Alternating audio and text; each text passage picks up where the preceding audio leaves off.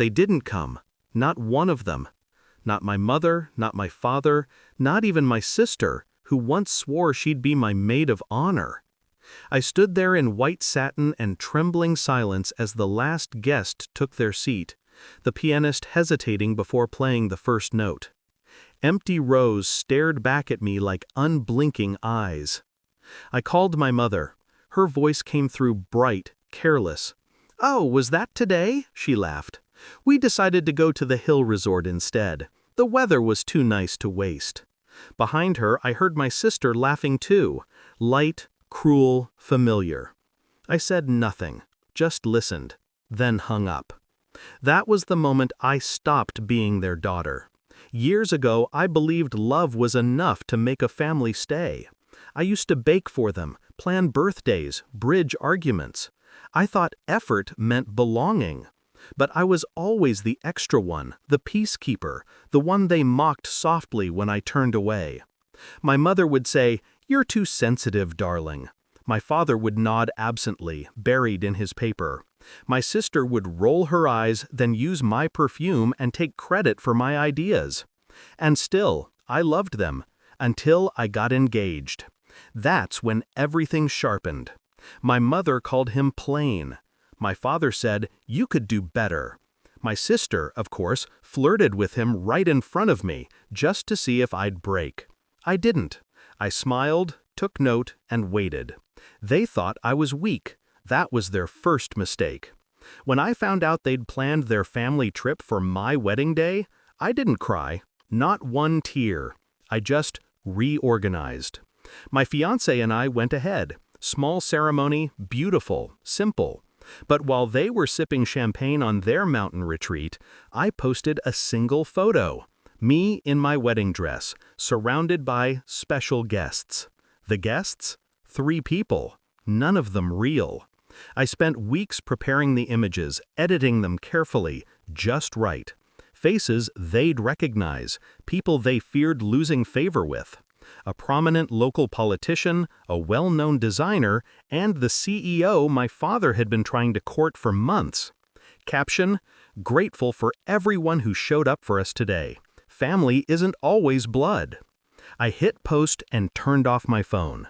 By the time they saw it, it was too late. At 8 p.m., I heard the screech of tires outside the venue. My parents rushed in, pale-faced, still in their travel clothes. My mother's makeup smudged, my father's tie askew. My sister trailing behind, eyes darting to the crowd of actual guests, mutual friends, co-workers, witnesses. They looked around confused. "Where are they?" my mother asked. "Who?" I said, voice calm. "The guests you tagged." "Oh," I smiled, "they already left." My sister's eyes widened. "You met them?" "Of course, lovely people, so supportive." I let them squirm.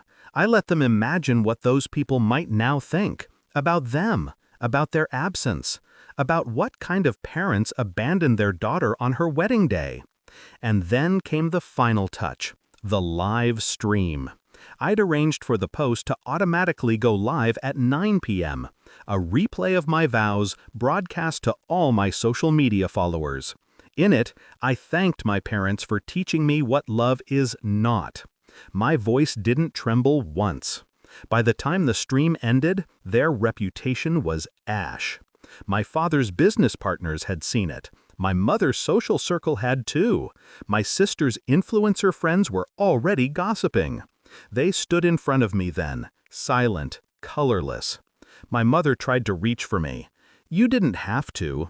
"I did," I said, "because you taught me to stay quiet, and look where that got me." She opened her mouth, then closed it. My father looked at me like I'd just taken something precious from him. Maybe I had. His pride, his control. I walked past them, the hem of my dress brushing their shoes. It's been 6 months. They've tried to reach out, apologies, gifts, tears. But I learned something about silence. It's a weapon when used right. I haven't blocked them, I just never respond. Every time they see my posts, me smiling, building my life, they're reminded of the one day they can never undo. The day I finally stopped waiting for them to show up. Sometimes I replay that moment, the call, the laughter, the cold distance between us, and I feel nothing but peace. They laughed at my wedding day, so I made sure the whole world saw how small they really were. They taught me love could be conditional. I taught them what it feels like when the conditions are gone. Justice doesn't always need a courtroom. Sometimes it just needs a calm hand, perfect timing, and a single photo. And I took mine in white, under perfect light, smiling.